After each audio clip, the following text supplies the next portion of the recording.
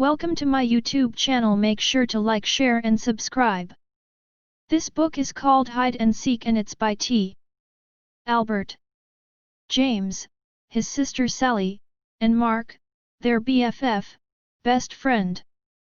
Forever, were bored. They had played all day but now that it was dark and difficult to see, they had nothing to do. They couldn't play soccer because they couldn't see the ball.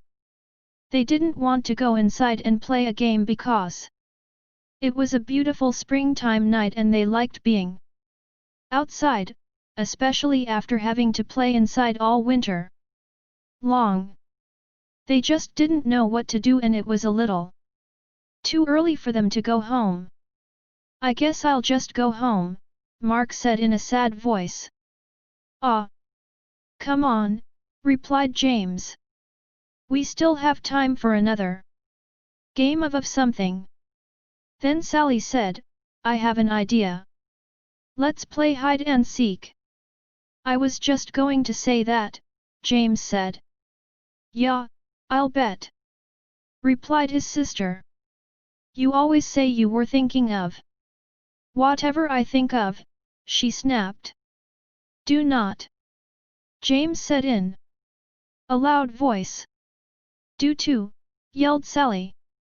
Mark just looked down at the ground and shook his head from side to side. They are at it again, he mumbled to himself. Then he yelled, Okay, let's play hide and seek. I'll be the seeker. He turned, faced a big tree, closed his eyes, and started counting out loud. 199, 98, 97. Sally and Mark stopped arguing, looked at each other, and ran off in different directions to find a hiding place. In the distance they could still hear Mark counting. 4, 3, 2, 1. Ready or not, here I come. Then he turned and began looking for places where they could be hiding. Finding Sally was easy. She always ran off and then circled back, so she would be close to base. The safe place to get to before being tagged. Mark looked for the biggest tree and ran towards it. But she wasn't there. I'll bet she's behind that big bush, he said to himself. So he ran to it and was ready to tag her. But she wasn't there either. As he turned around, he saw James running towards base and darted after him. Just before he touched James' shoulder, James tagged the base and yelled out safe. Did you get Sally yet? James asked. No, said Mark. I haven't been able to find her and it's getting late and we need to be heading home. So both boys yelled out. Come on out, Sally, it's late. But there was no reply. Not even a little snicker from somewhere in the darkness. They yelled again. Come on out, Sally, it's late. Still there was no reply from Sally. They began to worry and started searching for her. As they walked around the area they called out, Sally, come on, we give up, you're safe. But no matter where they looked, or how much they called out, Sally didn't answer. It was as if she disappeared. Sally was wondering what had happened. All she could remember was crawling under the big trunk of a fallen tree to hide. Now, as she looked up, she saw several stars through a small hole above her head.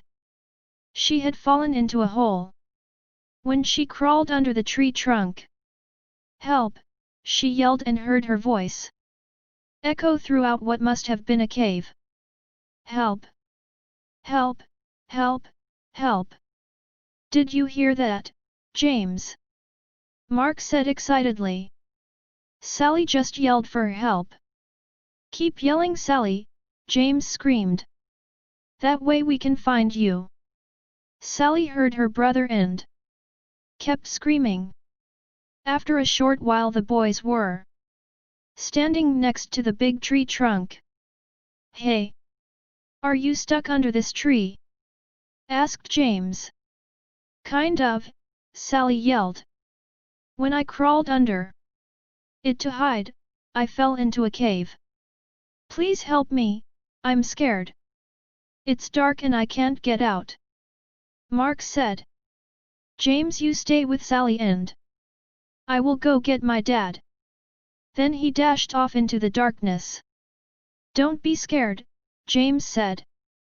I am right here with you. No, you're not, Sally sobbed. You're up there and I'm down here.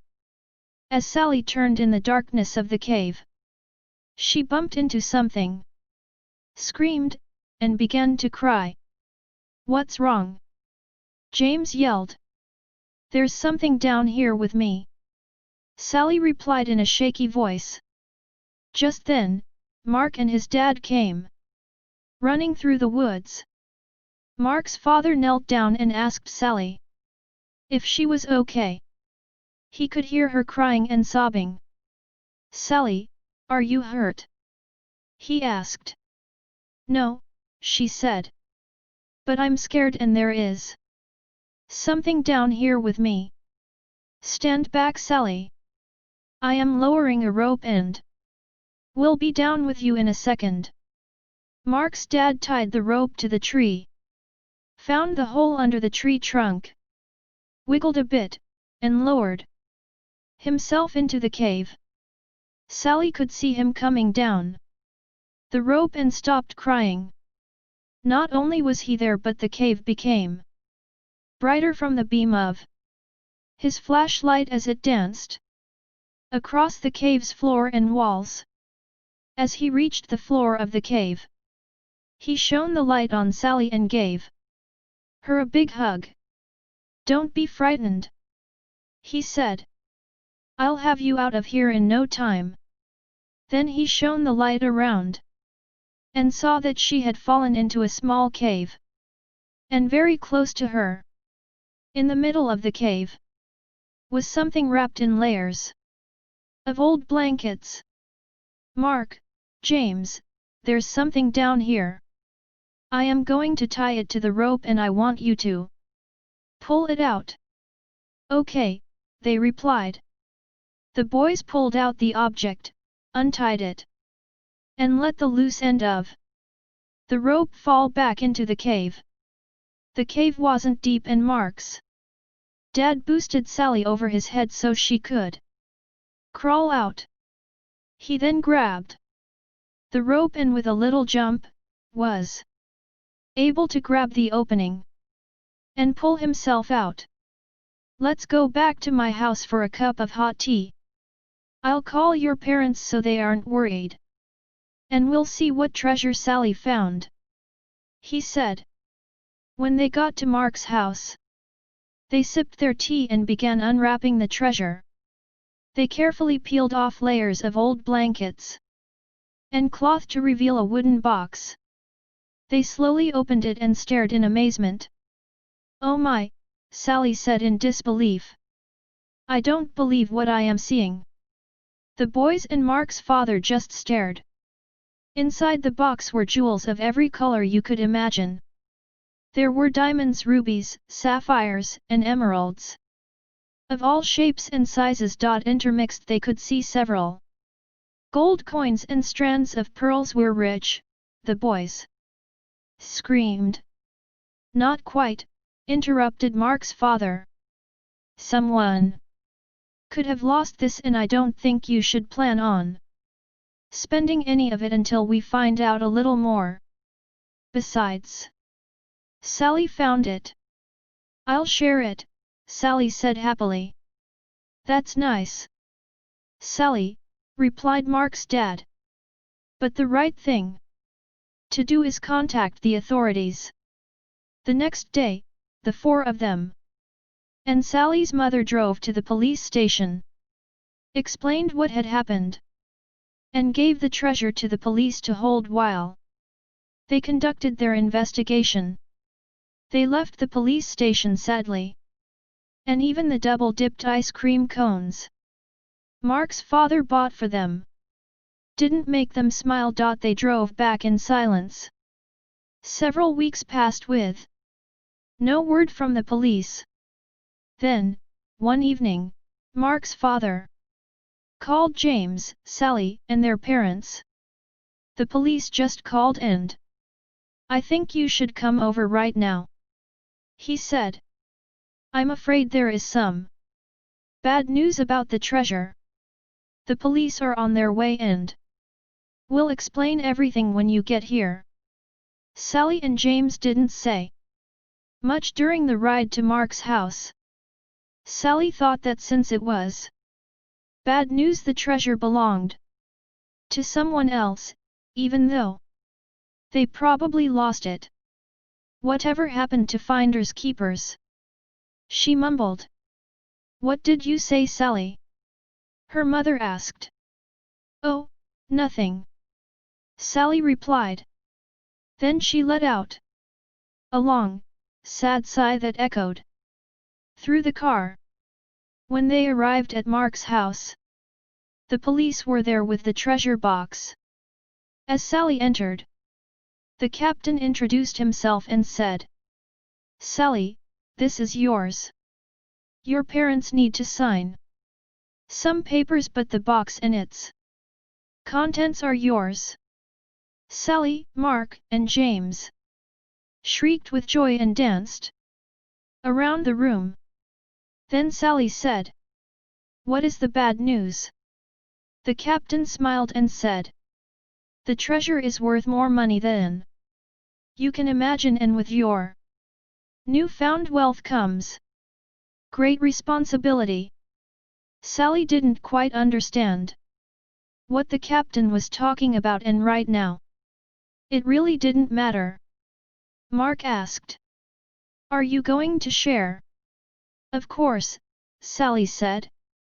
If you and James didn't help me, I might still be there. Several days later, Sally asked everyone over to her house. I have decided what to do with the money from the treasure after it is sold, she said. I am giving 1/6 to our mom and dad, 1/6 to Mark's mom and dad, 1/6 to Mark, 1/6 to James, and 1/6 for me. There is an extra 1/6. Mark proudly stated. He loved math and was right on top of Sally's calculations. No, there's not, Sally said. Is too, James said.